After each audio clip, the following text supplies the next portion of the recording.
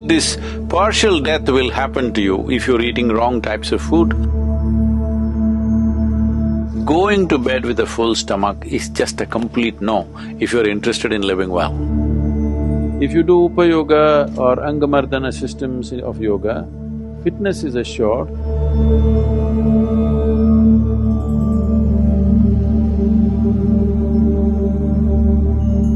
About eating food, in India there has been and still is to some extent, but unfortunately our modern schooling is wiping it out completely but there is a whole knowledge about at which time of the day what will go best into your system, in which season what will best integrate into your system. Like this, there's a whole elaborate cultural aspect.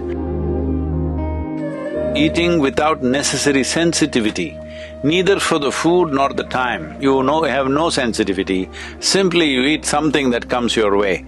There is a big price to this, attached to this, there's no question. Above all, it is not just about ill health.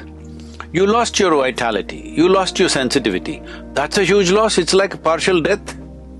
You're not able to feel and experience things as sensitively as you did when you were a child or somewhere further up. That means you're half dead. So this partial death will happen to you if you're eating wrong types of food. If you just become little conscious, simply the quantum of food that you're eating will simply drop like that. Because you don't need so much food. The more food that you've put into this, the more it has to process to get the same amount of energy, it is taking a toll on the body. Let's look at it this way. 1960s, you had those big Fords and Chevys, massive ones like battleships, all right? How much gas they were drinking, and today the modern sleek machines, how much they're drinking? Well, now you're going into electric cars, nothing, no sound, no exhaust, no nothing, it's going smooth. So essentially, even with the machines we create, we are looking at fuel efficiency. This also we must look at it, because in this one, fuel efficiency or excessive consumption of fuel is not only bad for the economy, for your own personal economy, it is also super bad for the machine, because excessive amount of food it has to handle to get little bits of energy. And especially I see this practice is very prevalent in this part of the world. People eat at 7, 8 o'clock or 10 o'clock, parties and all, they're eating late in the night and then just go to bed. Going to bed with a full stomach is just a complete no if you're interested in living well.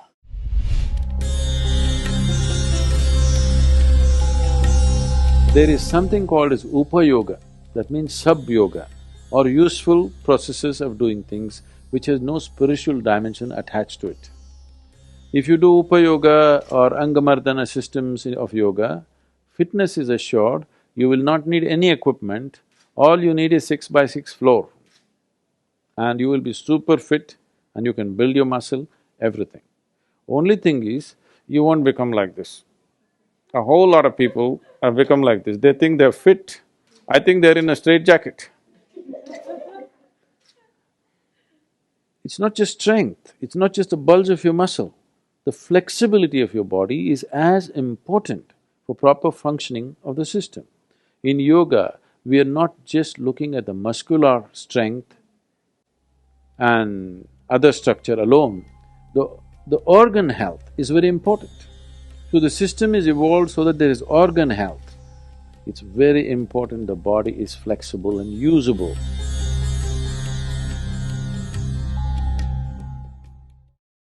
Fitness and well-being does not mean walking on a treadmill, having bulging muscles like that, no.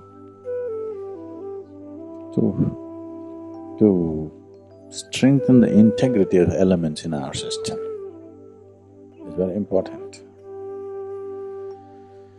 So is there some way to do it? Yes, there are specific methods with which we can do. One simple way right now is work with the earth and water and plants and stay outdoors. That itself will do something. But in yoga there are specific methods. In fact, most of the yoga is just that, bhuta shuddhi, to cleanse the elements. So, without bringing a certain integrity to the composition of elements in the system, however strong you may think you are, in terms of life, you are not strong. You may be having muscular strength, that will not sustain you through certain aspects of life. You will see, not always, but you will see somebody who is seems to be very muscular and very strong physically, just one little ailment, poof, they'll go down like 2 days of fever, they will just go flat down. Somebody else who doesn't seem to be all that strong, who looks scrawny, you see, he can take any amount of beating. This depends on the elemental integrity within the system. How well integrated are your elements accordingly? And the elemental integrity also determines in how many ways you can use the body. If you don't have elemental integrity, and if you use your body beyond certain limitations, when I say limitations, I'm not talking about physical limitations. If you use your body in other ways other than being physical, it will just crack up. And that's why the yoga sadhana starts with bhuta shuddhi. All aspects of yoga are essentially bhuta shuddhi being manifested in so many different ways. Can we do something specific right now without yogic guidance? Simple thing is work in the garden. Walk at least an hour or two a day, especially before you go for dinner or for lunch, especially before that. At least for half an hour, walk without footwear, not on this granite, either in the grass or in the mud outside.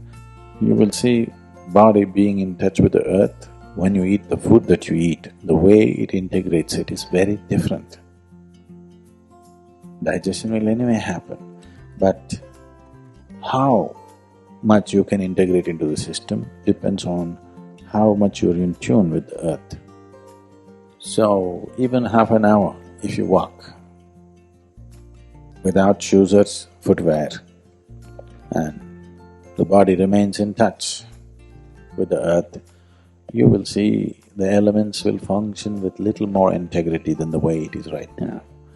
So, a certain amount of being in the outdoor, being with the sun, being with the wind, being with the rain, being with the earth is very important because that is what you are.